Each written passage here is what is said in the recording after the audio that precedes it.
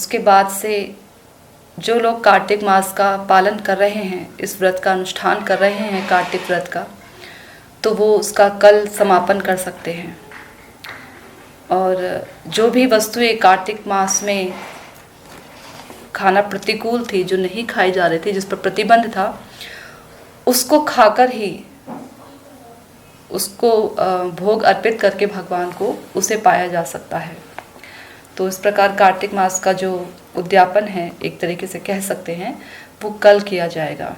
तो आज कार्तिक मास का अंतिम दिवस है, कल से पूर्णिमा लग जाएगी, कार्तिक पूर्णिमा। तो आइए, दामोदर अष्टकम के 3 श्लोक रह गए हैं, जिसमें से 5 श्लोक हम लोगों ने सुने श्री सत्यव्रत मुनि द्वारा, और श्री सनातन गोस्वामी पाद की टीका जो ली गई है, उसमें से ही हमने कुछ कहने और सुनने का प्रयास किया है। आगे के 3 श्लोक आज हम पूरा करने का प्रयास करेंगे। नमो देव दामोदरानंत विष्णु, प्रसीद प्रभो दुख जालाब्धिमग्नम्, कृपा दृष्टि वृष्टि याति दीनं बतानु, गृहाणीश मामज्ञ मेत्यक्षिदृश्य।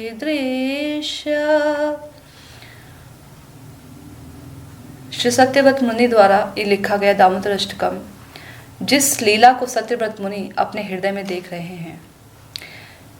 दामोदर लीला यशोदा मैया के साथ में दामोदर की लीला श्री सत्यव्रत मुनि अपने हृदय में सामने प्रत्यक्ष रूप में देख रहे हैं।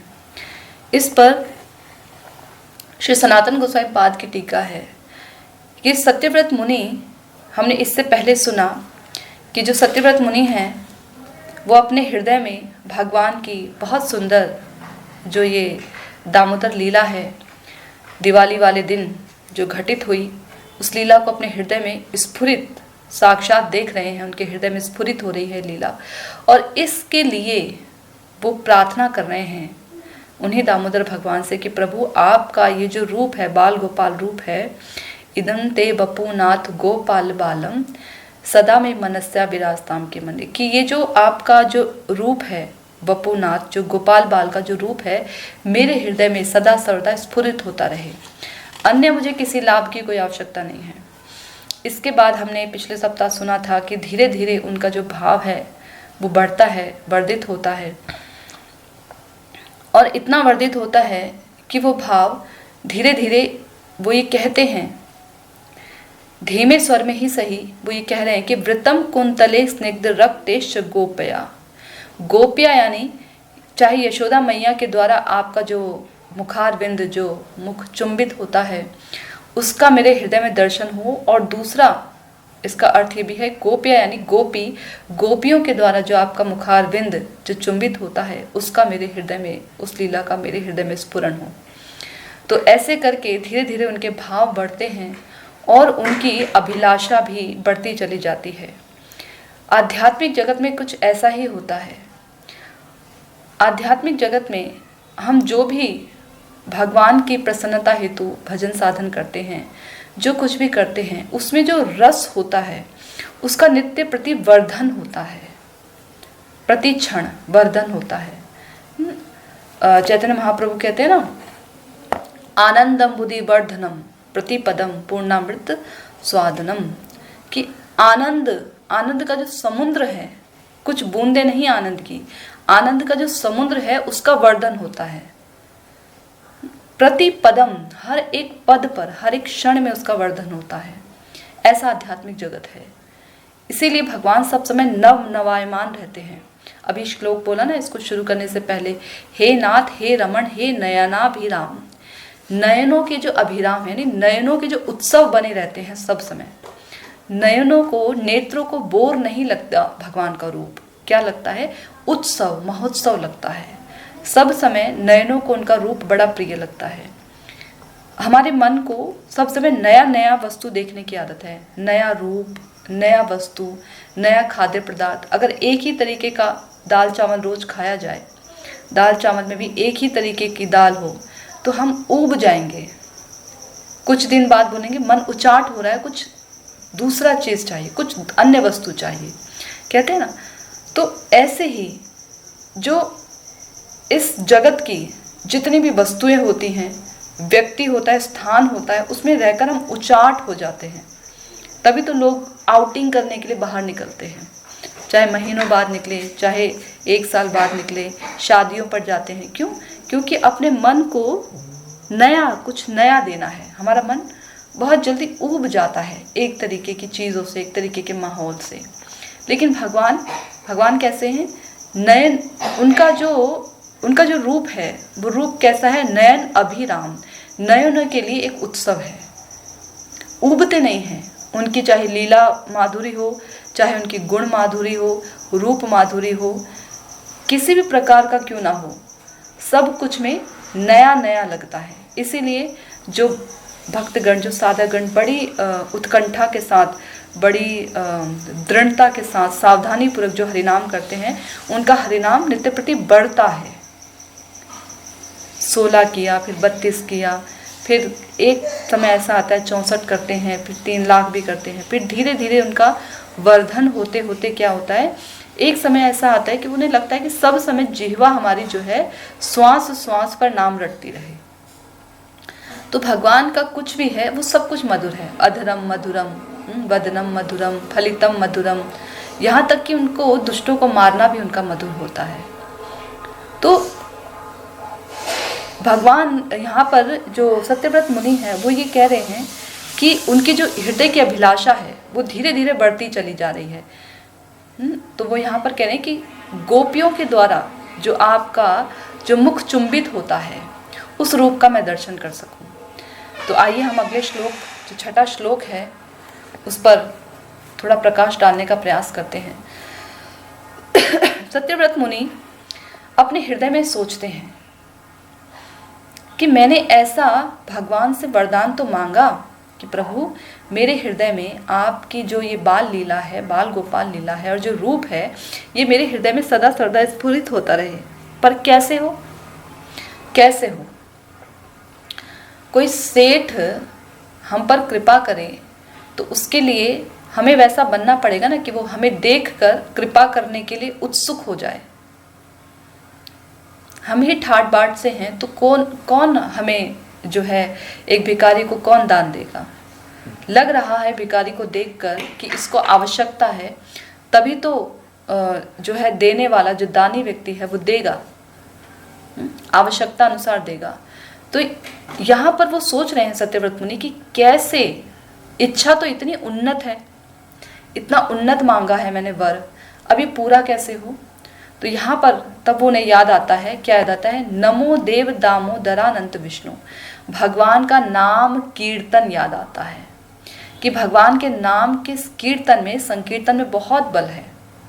हरे नाम हरे नाम केवलम, कलो नास्ते नास्ते गतिर अन्यथा, कि इस कलयुग में भगवान का नाम, देखो 3 बार कहा, हरेर नाम केवलम, केवल हरि का नाम, केवल हरि का नाम, और हरि का नाम ही क्या है? कलयुग के संतापों से मुक्त दिलाने के लिए पर्याप्त है।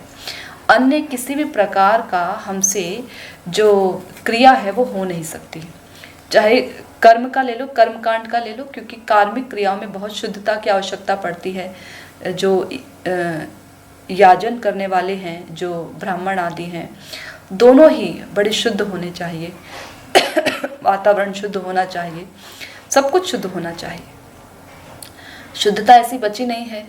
हाँ, ज्ञान, अब बुद्धि इतनी तीव्र नहीं है कि ज्ञान को प्राप्त किया जा सके, और ज्ञान कोई हमें प्रदान करे ऐसा कोई व्यक्ति भी नहीं है। और ज्ञान को प्राप्त करने के लिए सबसे पहले अहंकार आ जाता है। हाँ, सबसे पहले अहंकार, थोड़ा सा ज्ञान हुआ नहीं कि अहंकार आ जाता है हृदय में। तो कोई भी जो क्रिया है भगवत प्राप्ति के लिए वो सहायक नहीं है इस युग में। उम्र भी इतनी नहीं है, छोटी छोटी उम्र में ही बहुत सारी बीमारियां लग जाती हैं, मानसिक चिंता से हम व्यस्त रहते हैं। कभी भी हमारा जो मन है वो संतुलित नहीं रहता, हमेशा असंतुलित रहता है, हमेशा दुख रहता है। तो कैसे स्थिर चित्त चाहिए भगवान का पूजन याजन करने के लिए, उनकी भक्ति करने के लिए चित्त का स्थिर होना बहुत आवश्यक है। चित्त स्थिर नहीं हो पाता तो क्या किया जाए? तो यहाँ पर सत्यव्रत मुनि को नाम संकीर्तन याद आता है। नाम संकीर्तन की महिमा को सत्यव्रत मुनि दिखा रहे हैं कि भगवान का नाम लेने से जो है हमारे हृदय की जो समस्त अभिलाषा पूरी होती है। चैतन्य महाप्रभु ने जो 8 श्लोक बोले हैं ना, चैतन्य महाप्रभु ने अपने 48 वर्ष की आयु में और कुछ नहीं बताया, केवल इन 8 श्लोकों को वो लिख कर गए हैं, हमारे लिए छोड़ कर गए। और ये 8 श्लोक ही एक साधक के लिए श्रद्धा की अवस्था को से चलते हुए, क्रमानुसार चलते हुए प्रेम तक की प्राप्ति करा देता है। ये भजन रहस्य में इन 8 श्लोक को बहुत सुंदर तरीके से बताया गया है और एक एक श्लोक का कितना गहन अर्थ है ये भजन रहस्य में बताया गया है। भक्ति विनोद द्वारा रचित ये भजन रहस्य का एक बड़ा सुंदर, परम सुंदर ग्रंथ है। सभी साधकों को ये पढ़ना चाहिए, बहुत ही सुंदर ग्रंथ है। तो यहाँ पर सत्यव्रत मुनि कह रहे हैं कि हे देव दामोदर दामोदर अनंत, कि आप कौन हैं? देव हैं, देव जो सब कुछ दे सकते हैं। मैंने ऐसी उन्नत अभिलाषा की। भगवान पूछते हैं सत्यव्रत मुनि से कि हे सत्यव्रत मुनि, तुम मुझसे ऐसी अभिलाषा कर रहे हो, इसके तुम लायक तो हो नहीं। तो पहले ही कह दिया कि हे देव, आप सब कुछ देने में समर्थ हैं। देव दामोदरानंत विष्णु, दामोदर यानी जो आपकी दामोदर लीला चल रही है। इसमें इस दामोदर के कई शब्द हैं, कई अर्थ हैं। पहला तो बता रहे हैं कि दामोदर यानी प्रभु भगवान जैसे सत्यव्रत मुनि से कह सकते हैं कि मैं तुम्हारी इस अभिलाषा को कैसे पूरी करूं। तुम तो बता रहे हो कि मैं बंधा हुआ हूँ, जकड़ा हुआ हूँ, मुझे माता यशोदा ने बांध दिया है, तो मैं बंधा, तुमको कैसे मैं जो है इस दुख से मुक्त करूं। तो बोल रहे कि दामोदरानंत विष्णु, प्रभु आप दामोदर लीला जरूर कर रहे हैं, लेकिन साथ में आप कौन है? विष्णु, जो सर्वत्र विराजमान रहते हैं, सब जगह जो रहते हैं वो विष्णु है। आप एक जगह बंधे होने पर भी सर्वत्र विराजमान है। प्रसीद प्रभु, प्रसीद का मतलब होता है प्रसन्न, कि प्रभु आप मुझसे प्रसन्न हो जाइए। प्रसीद प्रभु दुख जालाब्धि मग्नम, मैं दुखों के जालाब्ध यानी अवधि में, दुखों की अवधि यानी दुखों के समुद्र में मग्न हो गया हूँ। दुखों के समुद्र में डूबा नहीं हूँ, पूरी तरह से डूब गया हूँ, बिल्कुल गहराई तक डूब गया हूँ। कुछ नहीं दिख रहा है, बाल का एक कण भी नहीं दिख रहा है कि कोई इसमें डूबा हुआ है। इतनी गहराई में जाकर मैं डूब गया हूँ। दुख जालाब्धि मग्नम, मैं मग्न हो गया हूँ दुखों में, इतनी बुरी तरह से मैं इन दुखों के अंदर डूब चुका हूँ। हाँ, तो आप क्या कीजिए? कृपा दृष्टि वृष्टि याति दीनम बतानो, प्रभु आप मुझ पे कृपा की दृष्टि कीजिए। कृपा की दृष्टि, कैसी कृपा की दृष्टि? देखिए यहाँ पर एक बात समझने वाली बात है। ये लीला, ये प्रार्थना कर कौन रहे हैं? सत्यव्रत मुनि। सत्यव्रत मुनि कौन है? सत्यव्रत मुनि वो व्यक्ति हैं जिन्होंने अपने हृदय में भगवान दामोदर की लीला को देख रहे हैं। देख रहे हैं ना यशोदा मैया के साथ सब कुछ बता रहे हैं ना कि यशोदा मैया जो है छड़ी लेकर कृष्ण के पीछे भाग रही हैं। कृष्ण का जो नेत्र है वो सातंक नेत्र है, आतंक भरा हुआ है उनके नेत्रों में, डर रहे हैं, कृष्ण भयभीत हैं और कृष्ण भाग रहे हैं, यशोदा मैया उनके पीछे भाग रही हैं। सब कुछ कंटिन्यूस यानी सब कुछ प्रेजेंट कंटिन्यूस में चल रहा है। अभी ये लीला उनके नेत्रों के सामने चल रही है। सत्यव्रत मुनि अपने हृदय में देख रहे हैं। इसलिए भगवान की कथाओं को कहा जाता है, लीलाओं को कहा जाता है हरि अनंत, हरि कथा अनंता। भगवान, हम ऐसा सोचते हैं कि इस ब्रज मंडल से भगवान अपनी लीला समेट कर चले गए हैं, लेकिन अनेक ब्रह्मांड है, बहुत सारे ब्रह्मांड है, असीमित ब्रह्मांड है। हर ब्रह्मांड में 2 तरीके के ब्रज होते हैं। एक प्रकट जिसको हम देखते हैं अपनी आंखों से, अभी हम देख रहे हैं प्रकट ब्रज, और एक अप्रकट ब्रज, नित्य जो गोलोक धाम है भगवान का, अप्रकट है, जिसमें भगवान की नित्य लीला चलती रहती है। वहाँ भगवान का ऐसे बिछोह नहीं होता है कि भगवान मथुरा चले गए हैं, अब गोपियाँ रो रही हैं और ऐसा बिछोह है, ऐसा नहीं होता है वहाँ। वहाँ क्या होता है? नित्य वहाँ पर ऐसा बिछोह होगा। वहाँ पर कैसा विरह होता है कि भगवान सुबह गए हैं गाय चारण के लिए, गायों को चराने के लिए, और उस बीच सुबह से लेकर संध्या तक में जो विरह होता है, वो विरह जो है ब्रज के लोगों को लगता है। एक क्षण का जो विरह है वो उन्हें बहुत युगों तक लगता है। तो वो नित्य गोलोक धाम की बात है। लेकिन प्रकट ब्रज में क्या होता है? प्रकट ब्रज में लीला भगवान कैसी करते हैं कि भगवान गोकुल से मथुरा से गोकुल आए और वहाँ पर भगवान लीला करते हैं 11 वर्ष तक। फिर उसके बाद मथुरा जाते हैं तो विरह होता है एक बहुत लंबा। फिर 125 वर्ष तक की आयु में भगवान मिलते नहीं हैं। उसके बाद कहीं जाके कुरुक्षेत्र में भगवान एक बार जो है ब्रजवासियों को मिलते हैं। तो ये विरह प्रकट ब्रज में होता है। अप्रकट ब्रज में ये विरह नहीं होता है। अप्रकट ब्रज में नित्य लीला चलती रहती है। तो भगवान हर एक ब्रह्मांड में लीलाएं करते हैं और हर अवतार की लीला चलती है। जैसे किसी अभी ब्रह्मांड में त्रेता युग चल रहा होगा, किसी एक ब्रह्मांड में सतयुग चल रहा होगा, तो वहाँ पर सतयुग की जो अवतार हैं वो लिए होंगे भगवान ने। और अलग अलग जो ब्रह्मांड है उसमें अलग अलग लीलाएं चल रही होंगी। कहीं पर भी भगवान जो है वंशी वादन कर रहे होंगे, कहीं पर ब्रज लीला की बात कर रही हूँ, कहीं पर भगवान जो है अभी ब्रज छोड़कर जो है प्रकट रूप से, नेत्रों के रूप से ब्रज छोड़कर मथुरा को गमन कर रहे होंगे। तो ऐसे अनेकानेक लीला, इसलिए भगवान की लीला को बोलते हैं अनंत लीलाएं हैं भगवान की, जिनका कोई अंत नहीं है। तो जिस प्रकार का हमारा साधन होगा और साधन में हम प्रगति करेंगे, तो जैसे मान लीजिए कोई बहुत उन्नत साधक निकला, सौभाग्यवान साधक निकला, और वो साधक जो है उस अनर्थ के स्टेज को पार कर गया, निष्ठा के स्टेज को, में बस चढ़ाई ताकि उसके जीवन लीला समाप्त हो गई, मृत्यु को प्राप्त हो गया, तो अब उसका उस ब्रह्मांड में जन्म होगा जहाँ पर उसको निष्ठा के अनुकूल रहकर भजन का सुयोग प्राप्त होगा। वहाँ पर उसका जन्म होगा, वहाँ पर वैसा परिवेश होगा, वैसे माता पिता होंगे, वैसा वातावरण होगा जहाँ पर वो निष्ठा के स्तर से चढ़कर जो है भगवत भक्ति को आगे निकलेगा। ऐसे ही मान लीजिए अगर आसक्ति की स्टेज में जाकर उसकी जीवन लीला समाप्त होती है, फिर उसको ऐसा ब्रह्मांड मिलेगा, ऐसे ब्रह्मांड में वो जन्म लेगा जिस ब्रह्मांड में आसक्ति के स्तर पर रहकर भजन करेगा। आसक्ति से भाव को गया, भाव से प्रेम को गया, तो भाव के बाद जो है व्यक्ति शरीर धारण नहीं कर पाता है, प्रेम नहीं धारण कर पाता है अपने शरीर में, भाव गाढ़ हो जाता है, तो प्रेम को धारण नहीं कर सकता है वो। तो तब उसको फिर जो है उस ब्रह्मांड में जगह मिलेगी जहाँ पर भगवान जो उसका रस है, जो उसके हृदय का जो जिस रस में उसने रहकर भजन किया है, चाहे गोपियों का रस हो, चाहे सख्य रस हो, वात्सल्य रस हो, जिस रस में रहकर वो भजन कर रहा है, उस रस के अनुसार उसको उस ब्रह्मांड में जगह मिलेगी जिस ब्रह्मांड में भगवान की वो लीला चल रही होगी।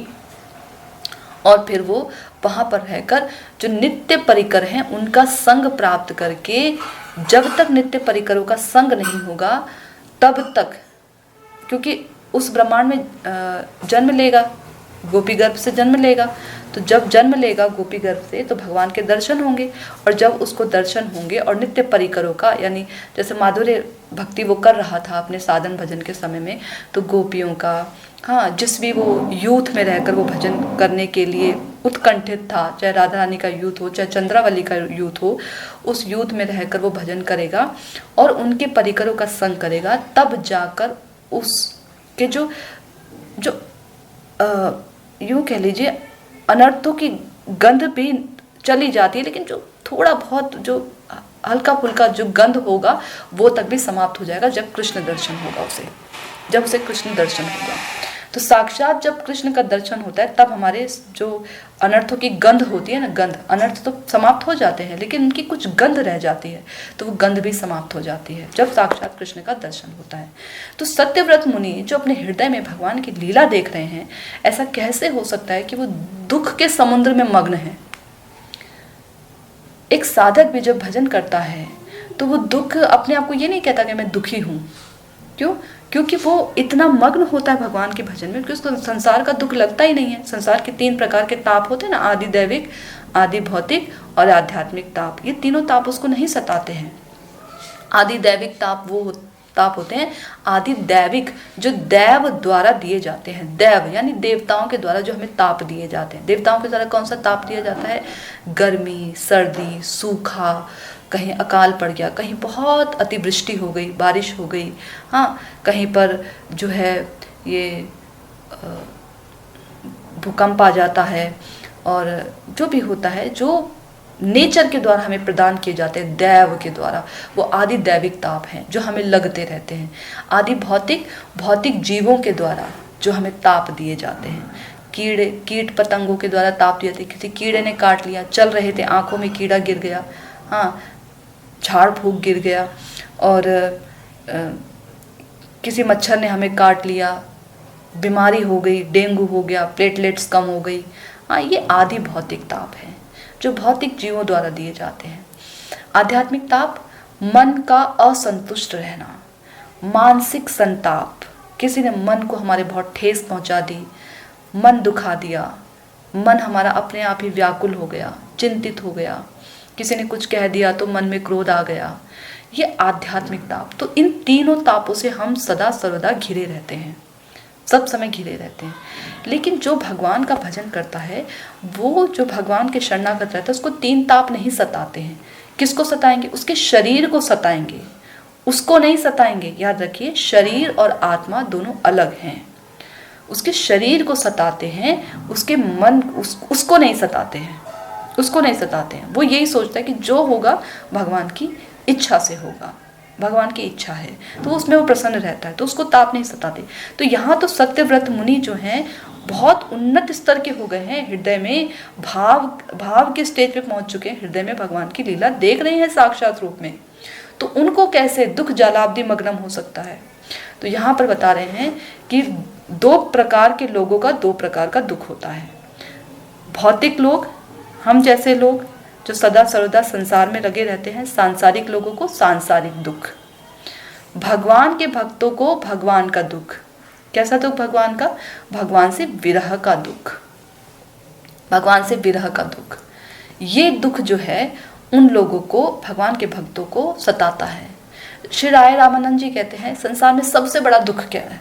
चैतन्य महाप्रभु राय रामानंद जी से पूछते हैं संसार में सबसे बड़ा दुख कौन सा दुख है राय रामानंद? तो राय रामानंद जी कहते हैं प्रभु संसार में सबसे बड़ा दुख है भगवत भक्तों का विरह। ये सबसे बड़ा दुख है। क्यों? क्योंकि भगवत भक्त ही ऐसे होते हैं जो आपकी लीला यानी भगवान की लीलाओं के बारे में सांसारिक जीवों को बताते हैं, हमें बताते हैं, और फिर हमें संसार के दुख से निवृत्ति प्रदान करते हैं। लेकिन यदि वही हमसे दूर चले जाएं, वही हमें छोड़कर चले जाएं, तो फिर हमें कौन आपकी महिमा के बारे में बताएगा? एक बहुत सुंदर कीर्तन है हमारे आचार्य द्वारा किया गया, बहुत ही सुंदर कीर्तन है। उसमें एक लाइन है, पाषाणे कुटीबो माथा अनाले पशिबो। यहाँ पर कह रहे हैं कि मैं क्या करूं, मतलब इतना मुझे दुख हो रहा है रूप गोस्वामी, रघुनाथ दास गोस्वामी के चले जाने से, सनातन गोस्वामी पाद के चले जाने से इतना दुख हो रहा है कि मैं सोच रहा हूँ मैं क्या कर जाऊँ। क्या मैं पाषाण कुटीबो माथा, क्या मैं पाषाण पत्थर से अपना माथा कूट लूँ, या अनले पशीबो, अनल में अग्नि में मैं प्रवेश कर जाऊँ। इतना मुझे भयंकर दुख हो रहा है। रघुनाथ दास गोस्वामी कहते हैं कि रूप गोस्वामी सनातन गोस्वामी पाद चले गए। जब रघुनाथ दास गोस्वामी पुरी से आते हैं ना, चैतन्य महाप्रभु जब अप्रकट हो जाते हैं, धरा धाम को छोड़कर अपने धाम चले जाते हैं, स्वरूप दामोदर सब चले जाते हैं धीरे धीरे करके, तो रघुनाथ दास गोस्वामी मरने के लिए, अपने प्राणों का त्याग करने के लिए आते हैं गोवर्धन में, पुरी से गोवर्धन में आते हैं कि अब मेरे जीने का कोई जो सहारा था वो बचा नहीं है, अब जो है मैं प्राण त्याग करूंगा। कहाँ? गोवर्धन से, गोवर्धन के ऊपर से छलांग लगा दूंगा। तो जब वो जाते हैं तो सनातन गोस्वामी पाद उन्हें रोक लेते हैं, नहीं रघुनाथ, तुमने ये अपना जो शरीर है इसको समर्पित किया है भगवान को, तो तुम इससे भगवान का भजन करो, इसे यूं गवाओ मत। तो तब रघुनाथ दास गोस्वामी को थोड़ा आश्रय मिलता है सनातन गोस्वामी पाद जी का, रूप गोस्वामी पाद जी का। तो जब उन्हें आश्रय मिलता है, उसके बाद जब रूप गोस्वामी पाद सनातन गोस्वामी पाद भी चले जाते हैं धराधाम को, तो रघुनाथ दास गोस्वामी विरह में इतने व्याकुल हो जाते हैं। तब कहते हैं रघुनाथ दास गोस्वामी कि ये जो गोवर्धन है जिस पर रहकर मैं भजन करता हूँ, रघुनाथ दास गोस्वामी की भजन कुटीर है राधा कुंड के तट पर, जिस पर रहकर मैं भजन करता हूँ, ये आज मुझे अजगर के समान लग रहा है। क्यों? अजगर क्या करता है? निगल जाता है। तो ये मुझे आज ऐसा लग रहा है अजगर के समान मुझे निगलने के लिए बैठा हुआ है। तो इतना विरह दुख होता है भक्तों के चले जाने का। क्यों? क्योंकि अब कौन बचेगा जो हमें भगवान के विषय में बताएगा, हमारे प्रश्नों का, हमारे संशयों को दूर करेगा। तो ऐसे भक्तों का विरह होता है। अपने पारिवारिक जनों से भी कहीं अधिक दुख भक्तों के जाने का होता है। क्यों? क्योंकि पारिवारिक जन तो चले गए, वो हमें क्या दे रहे थे? चले गए, कुछ समय याद आएंगे, लेकिन भजन तो हमारा नित्य है, भक्ति तो नित्य होती है। तो हमारे जो उसमें संशय उठते हैं ना हमारे हृदय में, उन संशयों को कौन दूर करेगा? कौन दूर करेगा? भक्त ही तो होते हैं जो हमारे संशयों को दूर करते हैं, जो हमारी भक्ति में आने वाली बाधा को दूर करते हैं। तो कह रहे हैं कि ये जो गिरिराज गोवर्धन है ये मुझे अजगर के समान लग रहा है। हाँ, तो तब कहते हैं कि मैं अपने माथे को जो है पत्थर से कूट लूं या फिर क्या करूं, अनल में प्रवेश कर जाऊं। मुझसे ये दुख बर्दाश्त नहीं हो रहा है। सब कहाँ चले गए? कहाँ चले गए सब? तो इस प्रकार से तो ये जो हमारे सत्यव्रत मुनि हैं ये हृदय में देख रहे हैं। तो कह रहे हैं कि मुझे कौन सा दुख है? मुझे ये दुख है भगवान के विरह का, कि प्रभु मैं इस दुख में मग्न हो रहा हूँ। और दूसरा अर्थ जो लिया गया ना संसार के दुख का, ये हमारे लिए, हम जैसे लोगों के लिए, हम भी दुख में मग्न हो रहे हैं। तो हमारा दुख कैसे दूर होगा? भगवान का नाम संकीर्तन करके। और सत्यव्रत मुनि का दुख कैसे दूर हो रहा है? भगवान का नाम संकीर्तन करके। तो नाम संकीर्तन सर्वोच्च है, इसलिए हमें भगवान का नाम करना चाहिए, हरि नाम लेना चाहिए, दृढ़ता पूर्वक भगवान का नाम लेना ही चाहिए। तो यहाँ पर ये कह रहे हैं कि प्रसीद प्रभु दुख जाल अवधि मग्नम, कि मैं दुखों के अवधि में, समुद्र में मग्न हो गया हूँ। और कैसे, क्या दृष्टि करनी है? कृपा दृष्टि, कृपा की दृष्टि कीजिए प्रभु। कृपा कृपा दृष्टि कर प्रभु अध मेरे प्रति, जागुक हृदय मोर सुमंगल रति। ये मंगला आरती के समय एक लाइन है कि कृपा की दृष्टि कीजिए प्रभु मेरे जैसे अधम के प्रति। मेरे हृदय में भी आपकी जो सुमंगल रति है, रति यानी भाव, जो भाव है, सुमंगला जो रति है, भाव है, वो हृदय में जागृत हो जाए। ऐसा ये भक्ति प्रज्ञान केशव गोस्वामी महाराज जी का बहुत सुंदर लिखा हुआ मंगला आरती के समय एक बहुत सुंदर कीर्तन है, जो सभी गौड़ीय जो वैष्णव जन होते हैं इसको गाते हैं। बहुत सुंदर इसका अर्थ है, कभी हम बताने का इसका प्रयास करेंगे। तो कह रहे हैं कि सुमंगला रति मेरे हृदय में जागृत हो जाए प्रभु, जागो के हृदय मोर सुमंगला रति, कि मेरे हृदय में ये जो सुमंगल रति है, जो भाव है, ये जागृत हो जाए। तो यहाँ पर कह रहे कि प्रभु कृपा की दृष्टि कीजिए। वृष्टि याति दीनम बतानु, वृष्टि यानी वर्षा होती है ना, वर्षा, एक दो छिड़काव मत करना, कृपा की दृष्टि की। कैसे करना है?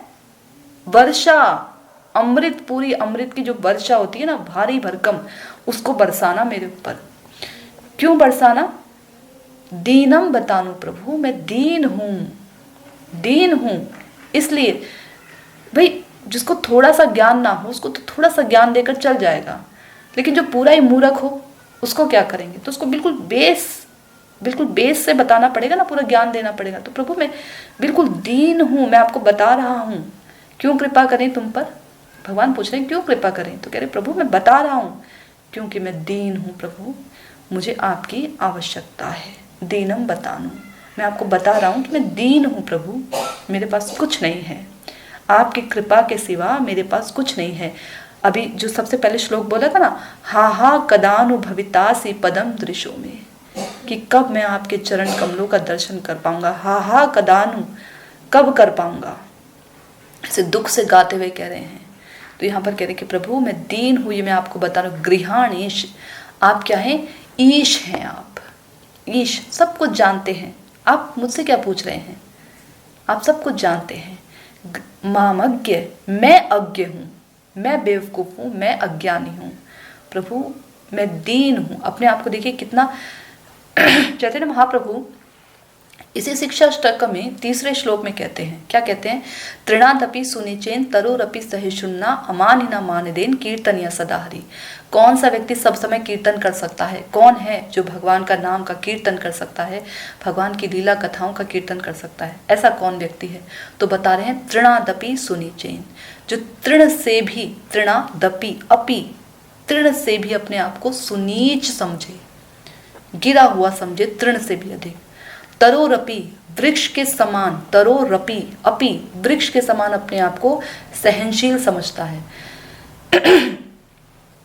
ऐसा व्यक्ति जो है नाम संकीर्तन कर सकता है। अमानिना मानदेन, अपने लिए किसी प्रकार की मान की आशा ना रखता हो। कब? सब कुछ गुण होने पर भी वो यही कहता हो मेरे अंदर कोई गुण नहीं है। अमानिना, सब गुण होने पर भी। मानदेन, दूसरे व्यक्ति को मान देना, जो जानता हो, जिसके अंदर कोई गुण नहीं है फिर भी उसको मान दे रहा है। अमानिना मानदेन कीर्तनिया सदा हरि, ऐसा व्यक्ति कीर्तन कर सकता है। इसलिए तुमको यदि सब समय भगवान का नाम कीर्तन करना है तो तुम अपने अंदर ये गुण लाओ, अपने अंदर एक गुण लाओ। कैसे आएंगे गुण? अपने आप, हवा में, बाजार से खरीद के लाएंगे क्या? नहीं। उससे पहले एक श्लोक और बोल दिया। कौन सा श्लोक बोला? उससे पहले बोल दिया, नाम नामकारी निज, आपका जो नाम है, हे अकारी, अकारी जिसका आकार नहीं है, लेकिन नाम रूप में आप प्रकट हुए हैं। आप प्रभु नाम रूप में प्रकट हुए और आपने अपनी सारी शक्ति अपने नामों में भर दी है। निज सर्व शक्ति तत्र अर्पिता, सारी शक्ति को अर्पित कर दिया है। हाँ, लेकिन क्या हुआ कि मेरे जैसे व्यक्ति को आपके नाम पर विश्वास नहीं है, भरोसा नहीं है। मैं आपका नाम लेना नहीं चाहता। मैं असंख्य नाम ले लूंगा, सारी दुनिया जहान के नाम ले लूंगा, इस देवी देवता का नाम ले लूंगा, इस देवी देवता का नाम ले लूंगा, पर आपका नाम नहीं लूंगा, क्योंकि मुझे आपके नाम पर भरोसा नहीं है। मुझे वैष्णव जन बताते हैं कि भगवान का नाम लो, नाम लेने से तुम्हारा जो तुम दुख के अवधि में जो मग्न हो रहे हो ये दूर होगा, तुम्हें भगवान के प्रेम की प्राप्ति होगी। परंतु नहीं, मैं अपनी बुद्धि लड़ाता हूँ, मैं अपनी बुद्धि लड़ाता हूँ और मैं कहता हूँ नहीं, मैं तो यही करूँगा, मैं आपका नाम नहीं लूँगा। तो प्रभु मेरे जैसा जो भाग्यहीन व्यक्ति है वो कैसे आपका नाम लेगा? तो क्या है इसका मतलब? क्या हुआ? अपने आप को भगवान के सामने ये बताना पड़ेगा, ये जताना पड़ेगा, ये दिखाना पड़ेगा कि हमको भगवान की कितनी आवश्यकता है, हम कितने अज्ञ हैं, कितने बुद्धू हैं, कितने अज्ञानी हैं हम, कितने मूर्ख हैं, हमें कुछ आता नहीं है। हमें ये बताना पड़ेगा भगवान को, ये हृदय से मानना भी पड़ेगा, सिर्फ मुख से नहीं, हृदय से मानना भी पड़ेगा कि प्रभु हमें कुछ नहीं मालूम, हमसे साधन नहीं होता, हमसे भजन नहीं होता, हमसे परिक्रमा नहीं होती, हमसे कुछ नहीं होता है। वैष्णव जन आते हैं, आपकी वाणी को कहते हैं, हमें उन पर विश्वास नहीं होता। साधु संग मिल भी जाए तो हम उस साधु संघ के प्रभाव पर विश्वास नहीं कर पाते, साधु संघ की बातों पर विश्वास नहीं कर पाते। हम असत कार्य में लिप्त रहते हैं, हमसे कुछ नहीं बन पड़ता। ये मानना भी पड़ेगा, ये भगवान को बताना भी पड़ेगा, तब जाकर हमारे अंदर ये तृणादपि सुनिचेन वाला भाव, ये श्लोक आ सकता है, तब आएगा। झूठ मूठ का थोड़े ना आएगा कि झूठ मूठ का हम 4 लोगों के सामने हाथ जोड़कर खड़े हो जाए। हृदय तो सब जानता है ना।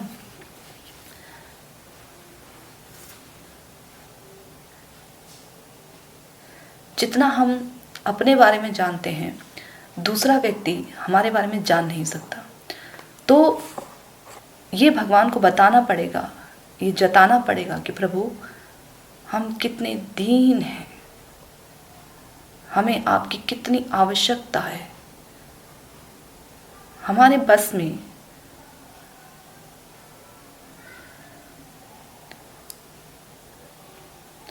हम आपका साधन नहीं कर सकते,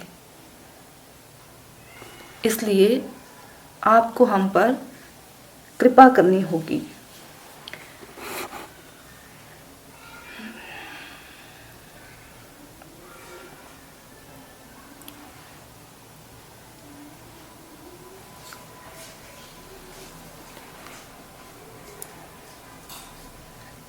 गृहाणेश मामज्ञ मेध्यक्ष दृश्य, कि प्रभु हे ईश आप सब कुछ जानते हैं, मैं अज्ञ हूँ।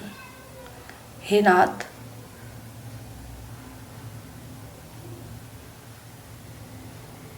आपको हम पर कृपा करनी पड़ेगी। तो इस पर भगवान कहते हैं, अगले श्लोक में सत्यव्रत मुनि कहते हैं, कुबेरात्मजो बद्ध मूर्तिवयद्वत् त्वया मोचितो भक्ति भाजो कृतो च।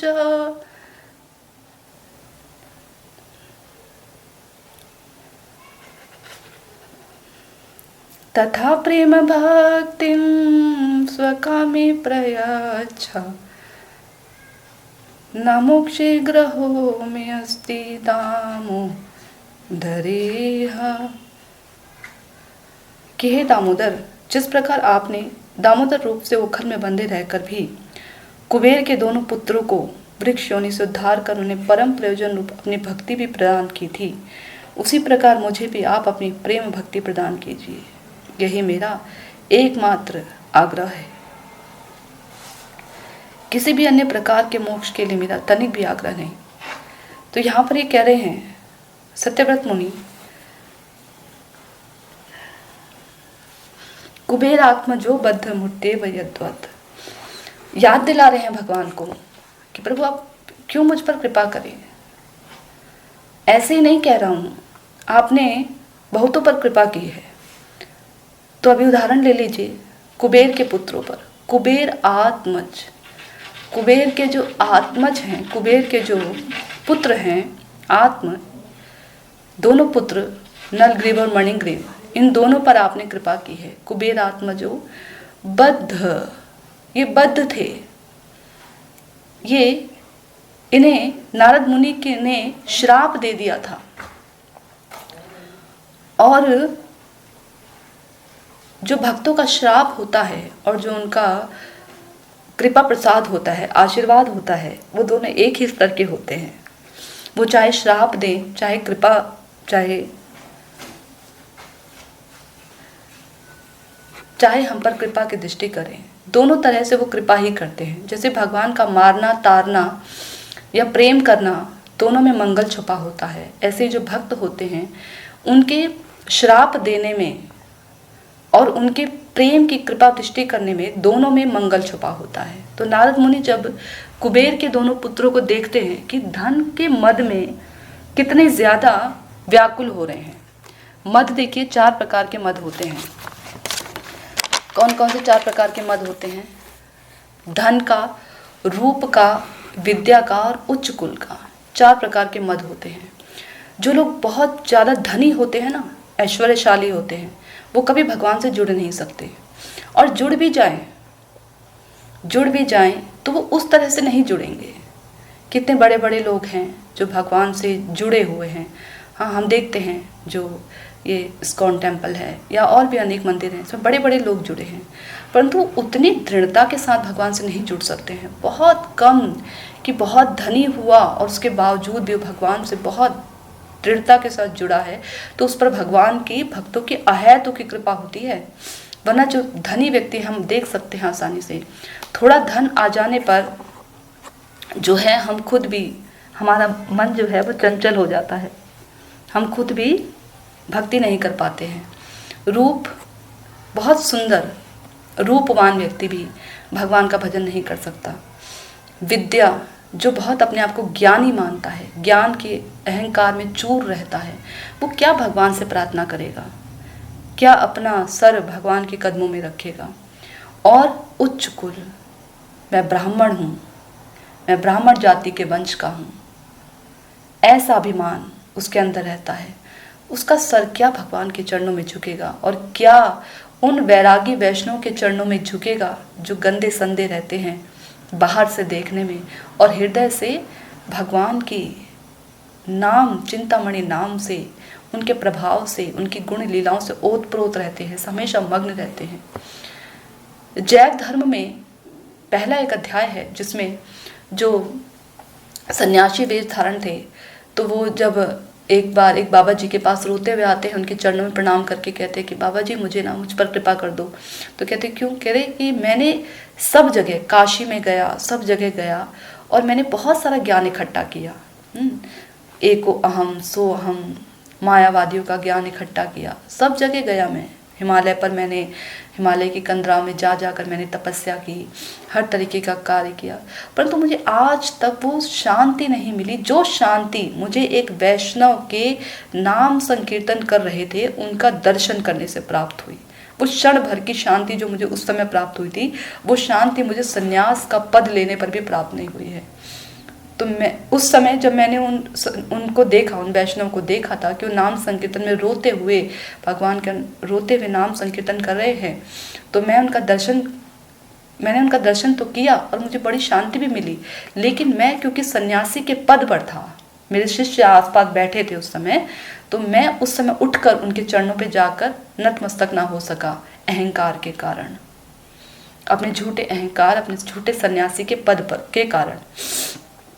तो आप, लेकिन मुझे वही शांति चाहिए, मैं वैसे ही जो है उन कृपा प्रसाद चाहता हूँ, तो आप मुझ पर कृपा कीजिए। तो जब तक हमारे हृदय के अंदर ये उच्च कुल का, विद्या का, धन का, रूप का मद रहता है, अहंकार रहता है, हम भगवान का भजन नहीं कर पाते। यही सोचकर नारद मुनि कुबेर के जो पुत्र थे उनको जो है उनको श्राप दे देते हैं और उनको जड़ योनि दे देते हैं, वृक्ष की योनि। तो बहुत वो जो है प्रार्थना करते हैं। उसके बाद नारद मुनियों ने कहते हैं कि तुम नंद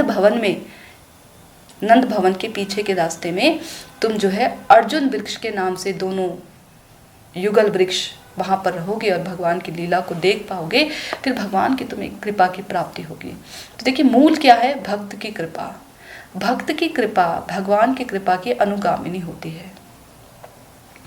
जैसे जैसे भक्त की कृपा किसी को प्राप्त होती है ना, भगवान की कृपा अपने आप मिल जाती है। एक बहुत सुंदर श्लोक है, उसका यह अर्थ है कि भगवान की भजन करने में, भगवान का भजन साधन करने में कुछ संशय है कि सिद्धि मिलेगी या नहीं मिलेगी। सिद्धि यानी कि भगवत धाम मिलेगा या नहीं मिलेगा, उसमें संशय है। लेकिन यदि कोई भक्त की कृपा को प्राप्त कर लेता है और भक्त यदि संकल्प ले लेता है उस व्यक्ति को पार उतारने के लिए, तो फिर भगवान को ना चाहते हुए भी अपने भक्त की बात पूरी करने के लिए जो है उस व्यक्ति को अपना धाम देना पड़ता है, ना चाहते हुए भी। इसलिए तो भगवान भगवत गीता में अर्जुन कहते थे कि अर्जुन तुम घोषणा करो कि मेरे भक्त का विनाश नहीं होता। तुम घोषणा करो अर्जुन, मैं कहूँगा तो हो सकता है किसी दूसरे भक्त की बात रखने के लिए मैं अपनी बात को टाल दूँ। मेरे वचन तो ऐसे ही टल जाते हैं। मैं अपने भक्तों की, भक्त का, भगवान का मान भले टल जाए, ऐसे कुछ था ना कि भक्त कुछ ऐसे ही था, ये मुझे याद नहीं है ठीक से, इसमें था कि मतलब भक्त के वचनों को भगवान टलने नहीं देते। चाहे भगवान का मान टल जाए कोई दिक्कत नहीं है, भगवान को उससे कोई परेशानी नहीं है, लेकिन भक्त के वचनों को टलने नहीं देते। तो नारद जी के वचनों को सत्य करने के लिए ही भगवान जो हैं द्वापर युग में जो हैं, जो यमला अर्जुन जो दो वृक्ष थे, उनको मणिग्रीव और नल कुबेर के जो दो पुत्र थे, उनको जो है भगवान बंधन से मुक्त करते हैं, उनको मुक्त करते हैं भगवान। तो यहाँ पर कह रहे कि प्रभु देखो आपने कुबेर के पुत्रों को मुक्त किया। कब मुक्त किया था भगवान ने? जब भगवान स्वयं बंधे हुए थे, स्वयं भयभीत थे यशोदा मैया से, उन्हें भय से मुक्त कर दिया। आप भयभीत हैं यशोदा मैया से, लेकिन आपने भय से मुक्त कर दिया यमला अर्जुन को, दोनों भाइयों को, कुबेर के दोनों पुत्रों को। हाँ, और खुद बंधे हुए थे, उन्हें मुक्त कर दिया। सिर्फ मुक्त नहीं किया, भय से मुक्त नहीं किया, बंधन से मुक्त नहीं किया, भक्ति भाजो कृतोच, मोचितो मुक्त करने के बाद आपने क्या दिया? भक्ति भाजो, अपनी भक्ति का भाजन बना दिया उन्हें। और इतने से आपका मन नहीं भरा, आपने क्या किया? उनको अप्रकट ब्रज में, पता है ना दो ब्रज होते हैं, प्रकट और अप्रकट। अप्रकट ब्रज में आपने उन्हें मधुकंठ और स्निग्ध कंठ, वहाँ दो भाई हैं, मधुकंठ और स्निग्ध कंठ, अप्रकट ब्रज में। वो दोनों क्या करते हैं? सब समय हर किसी को भगवान की जो लीला कथा है, नाम है, उनका उनको गा कर सुनाते हैं। मधुकंठ, स्निग्ध कंठ दोनों का नाम है। तो दोनों को आपने वो स्थान प्रदान कर दिया, मधुकंठ और स्निग्ध कंठ का। हाँ, आपने केवल उन्हें मुक्त नहीं किया, भक्ति भाजो कृतोच, आपने अपनी भक्ति प्रदान की। इसलिए हे नाथ, आप मुझे भी क्या दीजिए, तथा प्रेम भक्ति स्वकाम में प्रयच्छ। देखिए, हृदय की अभिलाषा बढ़ रही है धीरे धीरे। अब क्या मांगने लग गए, अब कह रहे हैं प्रभु मुझे अपनी प्रेम भक्ति प्रदान कीजिए, ये मेरे हृदय की अभिलाषा है। अंत में बताया सही सही बात सत्यव्रत मुनि ने धीरे धीरे करके अंत में बताया, तथा प्रेम भक्ति स्वकाम में प्रयच्छ न मोक्षे ग्रहो में अस्ति दामोदरेह। मुझे मोक्ष नहीं चाहिए। इससे पहले भी बता रहे हैं ना, वरम देव मोक्षम न मोक्षम वधीम व। पहले थोड़ी हिंट दे दी, मोक्ष नहीं चाहिए प्रभु, मोक्ष से ऊपर आपका वैकुंठ लोक भी नहीं चाहिए। और मोक्षाम वधीम वा, उससे श्रवण कीर्तन वैधि भक्ति जो है वो भी नहीं चाहिए, उससे प्राप्त होने वाला फल क्या चाहिए। फिर लास्ट में 7वें जो श्लोक है उसमें बता रहे हैं, तथा प्रेम भक्तिम स्वकाम में प्रयच्छ न मोक्षे ग्रहो में अस्ति दामोदरेह। कि प्रभु प्रेम भक्ति प्रदान करो, न मोक्षे ग्रहो में अस्ति, और कुछ नहीं चाहिए, मोक्ष वोक्ष नहीं चाहिए प्रभु, प्रेम भक्ति प्रदान करो, इससे मेरे हृदय की ज्वाला शांत हो जाएगी। प्रेम भक्ति, जैसे ही सत्यव्रत मुनि भगवान से कहते हैं कि प्रेम भक्ति प्रदान कीजिए, तो फिर क्या होता है देखिए, अगले श्लोक में उन्हें याद आता है कि भगवान, प्रेम भक्ति तो भगवान के पास है ही नहीं, भगवान के पास अपनी प्रेम भक्ति नहीं है। भगवान कैसे प्रदान कर देंगे जिसके पास जो चीज़ है ही नहीं। भगवान तो खुद ही भिखारी है, खुद ही भक्तों से प्रेम मांगते फिरते हैं, तो भगवान कैसे मुझे प्रेम प्रदान करेंगे। तब याद आता है प्रेम की अधिष्ठात्री देवी का, क्या कहते हैं, नमस्ते अस्तु दाम्ने स्फुरदीप्ति धाम्ने त्वदीयोदरायाथ विश्वस्य धाम्ने नमो राधिकाय त्वदीय प्रियाय नमो नंत लीलाय देवाय तुभ्यं नमो राधिकाय त्वदीय प्रियाय नमो नंत लीलाय देवाय तुभ्यं। अभी भी डायरेक्ट नहीं कह दे रहे, धीरे धीरे पहुंच रहे हैं। भगवान को एकदम से कह देंगे तो शायद मना कर दें, इसलिए धीरे धीरे बता रहे हैं। नमस्ते अस्तु दाम्ने, प्रभु जिस रस्सी के द्वारा बांधे गए हैं ना, उस रस्सी को मैं नमस्कार करता हूँ। नमस्ते अस्तु दाम्ने, क्यों, ये रस्सी साधारण रस्सी नहीं है। देखिए, भगवान की सेवा में जो वस्तुएं लगती हैं वो साधारण नहीं होती, इसलिए उनको भी प्रणाम करना चाहिए, उनकी भी कृपा की प्राप्ति की अभिलाषा करनी चाहिए। वो कोई जड़ नहीं है। भगवान की सेवा में जो हम धूप लगाते हैं, दिया दिखाते हैं, अगरबत्ती लगाते हैं, ये साधारण नहीं होते हैं।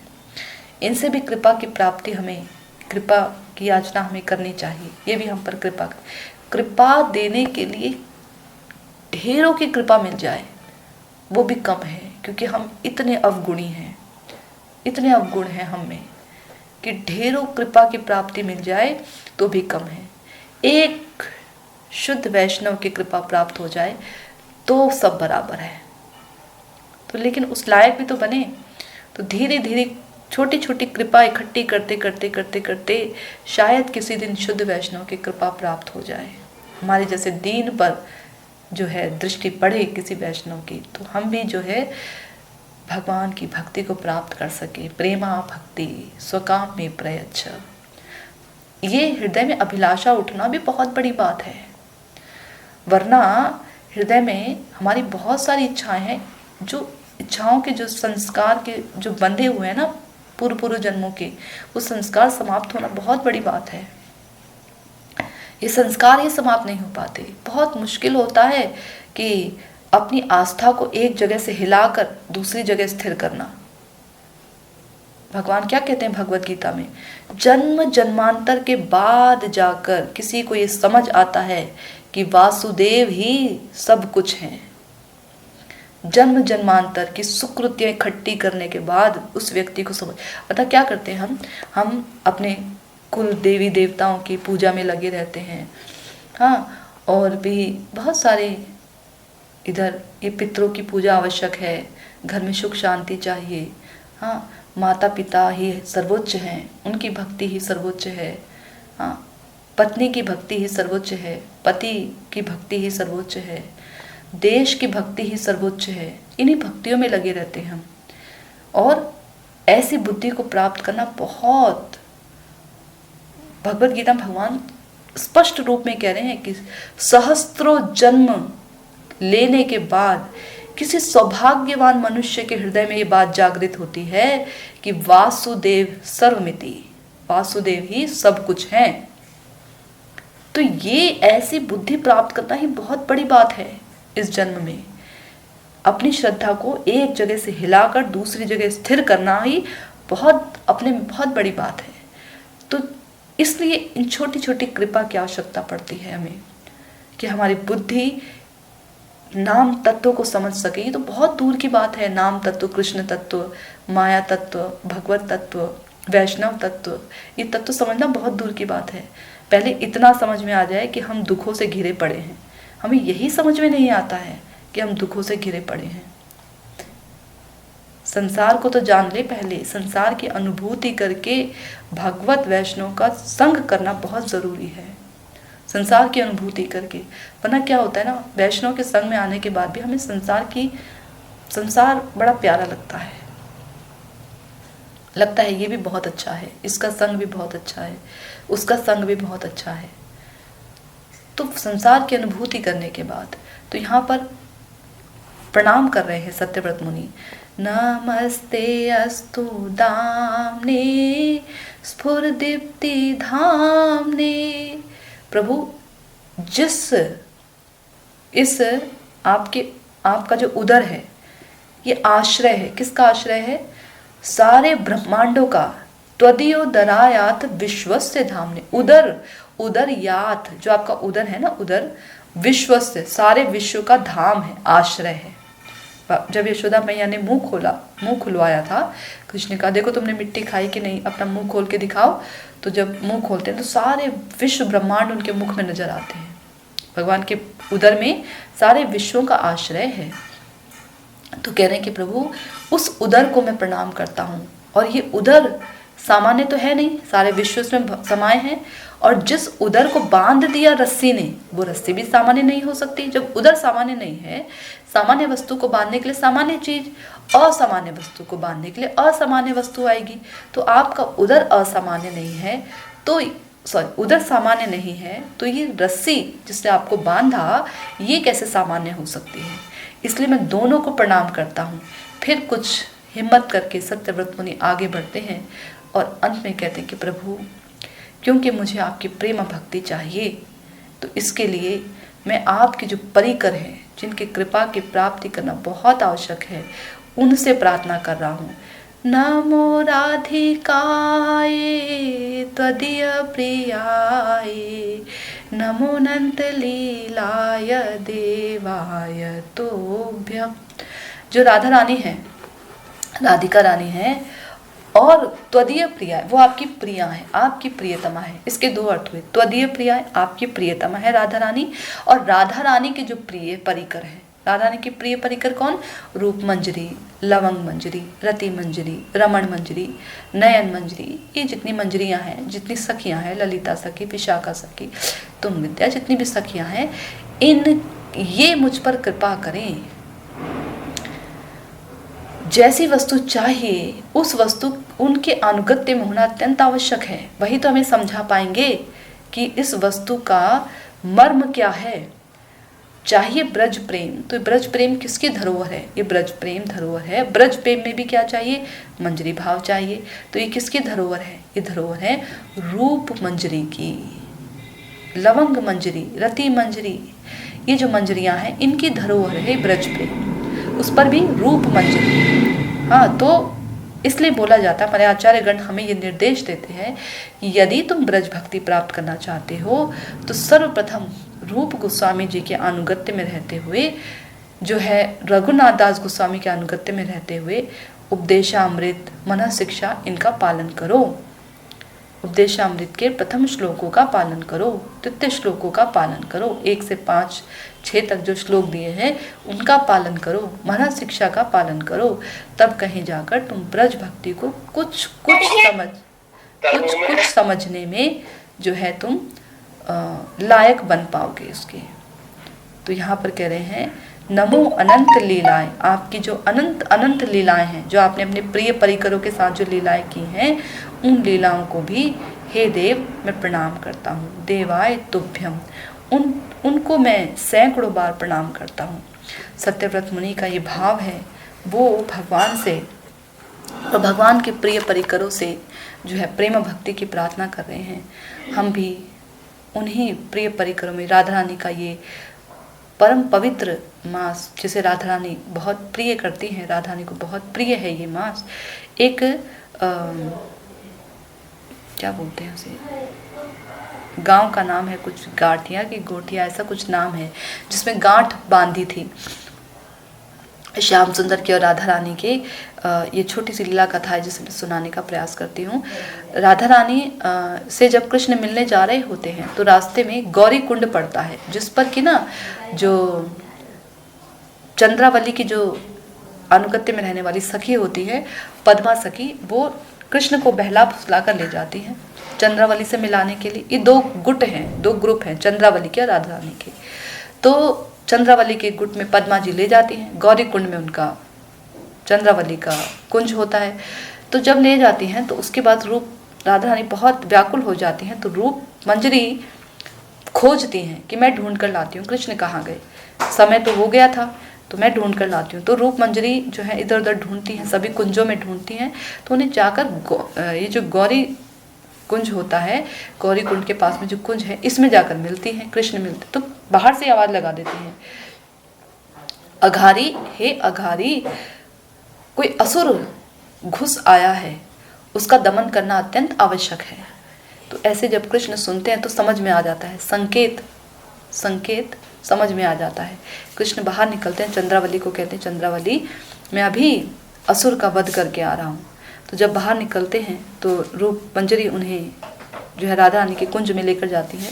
तब वो कहते हैं कि विरह रूपी असुर का अंत करने ही मैं आया हूँ। तो इस प्रकार की बड़ी सुंदर मनोहर लीलाएं हैं। तो वहाँ पर क्या करती हैं गोपियाँ और ये जो सखियाँ हैं, मंजरियाँ हैं, ये राधा रानी और श्याम सुंदर को एक ही झूले में बिठाकर दोनों के जो गठबंधन करा देती हैं।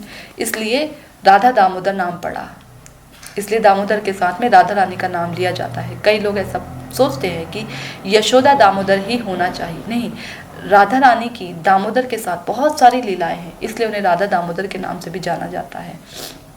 तो ये जो हमारे सत्यव्रत मुनि हैं, ये प्रार्थना कर रहे हैं, भावस्था में चढ़कर अपने हृदय में ये लीला स्फूर्ति देखकर प्रार्थना कर रहे हैं राधा रानी से और उनके प्रिय परिकरों से कि हे राधा रानी, हमारे हृदय में ये जो बड़ी सुंदर आपकी अनंत अनंत लीलाएं हैं, ये स्फुरित हों। आप हमें अपनी प्रेम भक्ति प्रदान करें। हम भी इस दामोदर मास में, नियम साधन तो हमारी भी कुछ नहीं है, भक्ति तो कुछ नहीं है, पर फिर भी प्रार्थना कर रहे हैं कि आपने अनेकों पर कृपा की है। और हमने सुना है वैष्णव जनों के मुखार बिंद से कि आपने कैसे कैसे लोगों पर कृपा की है। गोपीनाथ मम निवेदन सुनो, विषय दुर्जन सदा कामरत, किछु नाही मोर गुण। आमी तो भरोसा तुम्ही, कि मेरा भरोसा कौन है? आप। तो मुझे आपका ही भरोसा है। मेरी जो बुद्धि है वो कर्म बुद्धि है, यानी कर्मों के वजह से बंधकर जड़ हो गई है, जड़ बुद्धि है मेरी। और कोई भजन नहीं है मेरा, कोई गुण नहीं है। आमी की दोषे दोषी, मेरा क्या दोष है? सकल सकल दुर्जन तारिला तुम्ही, सकल दुर्जन, जितने भी दुर्जन है आपने सबको तारा है। मैंने कौन से ऐसा बड़ा अपराध कर दिया कि आप मेरी नहीं सुन रहे हैं, मुझे नहीं तार रहे हैं। हे गोपीनाथ, मम निवेदन सुनो, एक बार मेरा निवेदन सुन लीजिए।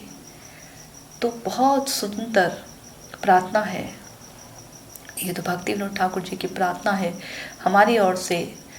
और सत्यव्रत मुनि भी कुछ ऐसी ही प्रार्थना लिए, अपने हृदय में ऐसी ही इच्छा और धारणा को संजोए हुए, उनके अनुगत्य में रहते हुए हम भी भगवान से, राधा रानी के चरणों में यही प्रार्थना करते हैं कि प्रभु किसी जन्म में हमें ये, हमारे अंदर ये दृढ़ता आए कि हमें भी आपके जो ब्रज की प्रेम भक्ति है वो प्राप्त हो।